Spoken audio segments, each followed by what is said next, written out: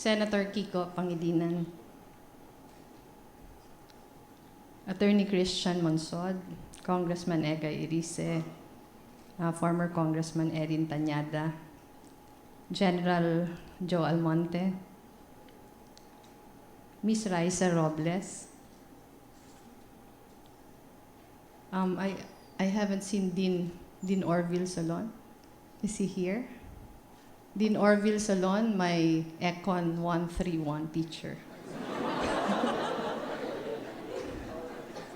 Ano yun, more than 31 years ago.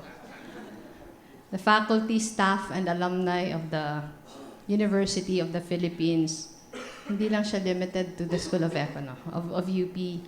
Fellow workers in government, honored guests, ladies and gentlemen, magandang hapon sa inyong lahat.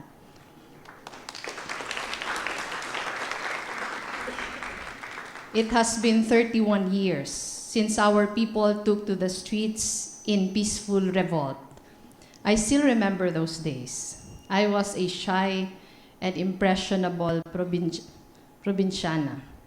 And my time as a university student here at the School of Econ was of self-discovery and a growing awareness of the problems of our country. After all, one of UP's strengths is the way it exposes us to the realities of the world, of the social and political issues that shape those realities. In those final years of the Marcos dictatorship, all was not well. Resistance against martial law was gaining momentum.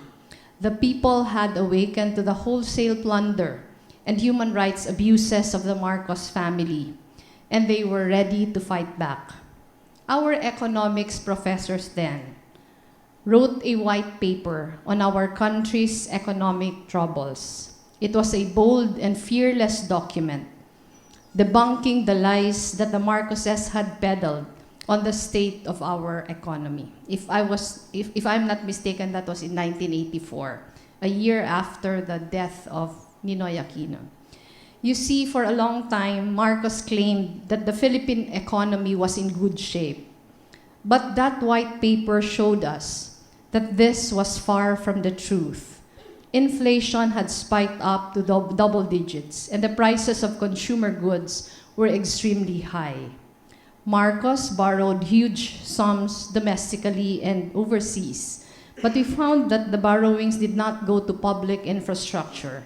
Instead, that white paper showed, factually and without any doubt, that the funds were funneled away into the Marcos ambitions of wealth, state control, and total power. Before martial law, our economy was second only to Japan. After Marcos' rule, it languished and never really recovered to the level that it was before.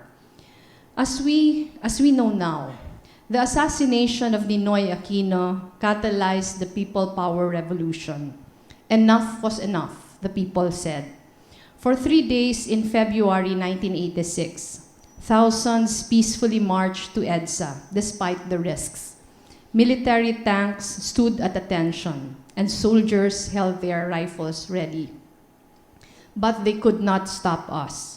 We wanted a government that would take care of its people, not destroy them. We wanted our freedoms restored under a democracy that was rightfully ours. We wanted change, and we rose together to make that change possible. Those days marked the culmination of decades of struggle against the rule of one man. Exactly 31 years since we got our freedom back, our fragile democracy has yet to get to its feet. We see a re-emergence of Marcos heirs, who today still try to convince our young that the sins of the past do not matter. They seek to revise our history, using monies stolen from millions of taxpayers' wallets, from your parents' savings meant for you. Filipinos are too quick to forget, too easy to forgive. How else can a former dictator whose reign was defined by grave abuses be given a hero's burial? How else to explain their family's stubborn grip on power? How else to make sense of the desire to be ruled by another iron hand? Is it really much better to be ruled by a tyrant only because the Filipino people lack discipline? How else have we forgotten the scores of lives lost because of the abuse of a dictator in the not-so-distant past? Some leaders would like us to forget the atrocities of martial law. Some leaders are only too happy to glorify the dictatorship of Marcos, to revise history so that he is remembered a hero and not the thief and murderer that he was. Some leaders want to raise the fist of authoritarianism, to sow fear and discord among ourselves, to divide us with lies, violence, and bloodshed. It has begun. In a surprise move, a warrant of arrest was issued against Senator Laila de Lima yesterday, even after agreement has already been made for her to surrender herself to the police this morning.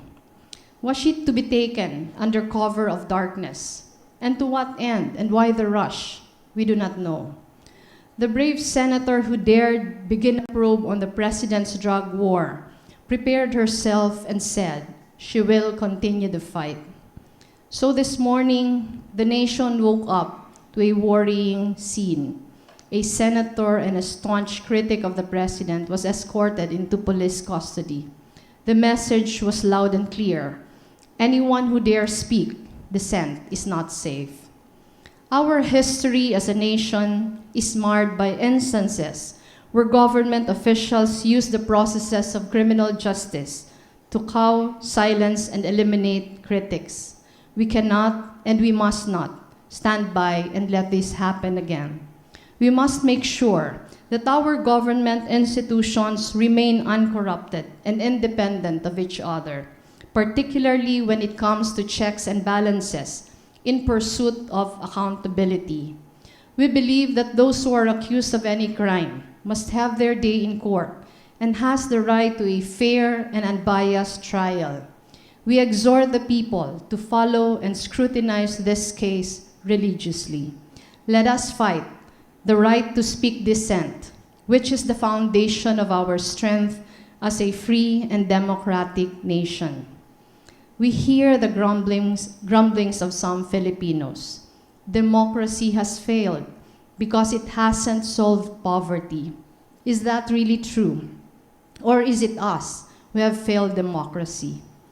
Perhaps it is time for us to look at what we have contributed to democracy instead of the other way around.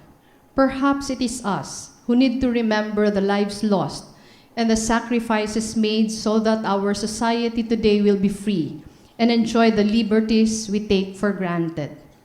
The strength of democracy at its core is the ability of each one of us to be part of nation building.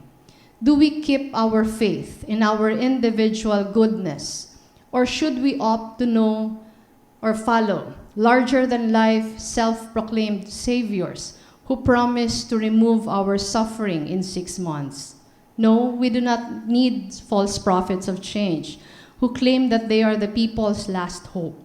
The change that we so desire begins with us, in the way we live our lives, in the way we protect our rights and liberties that EDSA restored, in the way we continue the unfinished work of the revolution.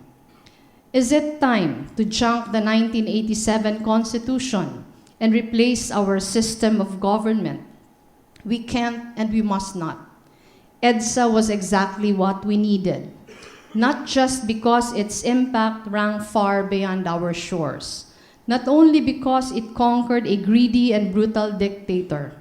The real success of EDSA was that it proved that the power of the people, that when our citizens come together in courage and in hope, we can be the change that we aspire for our country. And therein lies the problem. After we reclaimed our democracy in 1986, our contributions ended. We started looking for saviors to save us again. We forgot that the Constitution and our democracy's real foot soldiers are the people themselves.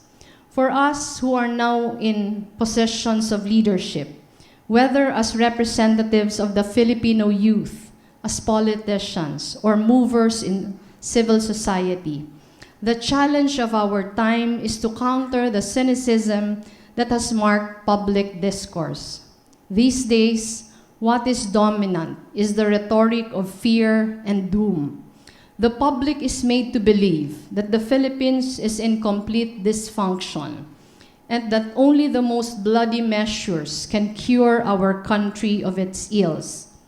We are made to believe that those who protest and oppose are traitors to the nation and its people. So as we celebrate the anniversary of EDSA Revolution, we are called upon to reject these lies. Not all is lost in the Philippines. The People Power Revolution asks us to remember that there is cause for hope. I myself have seen these reasons every day in the work that I do. I see reason of hope in the men and women who continue to fight for justice and equality in this country. I see that there is reason for hope in the faces of even the poorest Filipinos, whose dreams for a better life persist despite the odds. Our country cannot afford to be derailed by political noise. While we bicker and fight, 95 children die of hunger every day. Our people need jobs to feed their family with nutritious food. Our farmers and fisherfolk need help in protecting their sources of livelihood.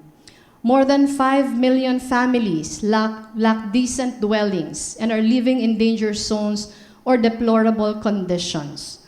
Our business sector deserves a level playing field and lower costs and higher efficiency in doing business. Poverty is the real problem, but we are distracted by political agenda and division. So, Mr. President, we call you to task in behalf of the Filipino people whose daily struggles are escalating. We ask you to focus on the war that really matters, the war on poverty. Our people are hungry, jobless, and poor. Please use your leadership to direct our nation towards respect for the law instead of blatant disregard for it. We ask you to uphold basic human rights enshrined in the Constitution instead of encouraging its abuse. Be the leader you promised to be, and evoke in us hope and inspiration instead of fear. Do not allow lies to distort the truth. And to each one of us, the Filipino people, let us continue to defy these brazen incursions in our rights. We have fought so hard and so long for our freedoms. We have come so far since our country's darkest days. Never forget that liberty rightfully belongs to our nation and our people. Never forget that together we can make a stand for every Filipino who suffers injustice, for those who have been betrayed and neglected, and for those who continue to aspire for progress in our country. Never forget. Thank you very much. Mabuhay ang ating demokrasya.